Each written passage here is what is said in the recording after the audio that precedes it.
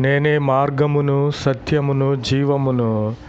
నా ద్వారానే తప్ప ఎవడును తండ్రి యొద్దకు పరలోక రాజ్యమునకు చేరడు.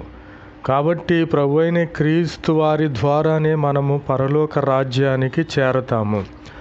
ఆయన మార్గమై ఉన్నాడు, ఆయన సత్యమై ఉన్నాడు, ఆయనలో జీవం ఉన్నది. ఆ జీవం మనకు అనుగ్రహించే దేవునిగా ఉన్నాడు. కాబట్టి మన హృదయములను కలవరపడనీయకూడదు. దేవుని యందు విశ్వాసముంచి ఉన్నారు కదా మీరు. కనుక నా మాటల యందును నా యందును మీరు విశ్వాసముంచండి. ప్రభువారు సెలవిస్తూ ఉన్నారు, ప్రభువారి ఇంట తండ్రి ఇంట అనేక నివాస స్థలములు ఉన్నవి. లేని ఎడల మీతో చెప్పుదును కదా. కాబట్టి మీకు స్థలము సిద్ధపరచుటకు నేను వెళ్ళుచున్నాను. కాబట్టి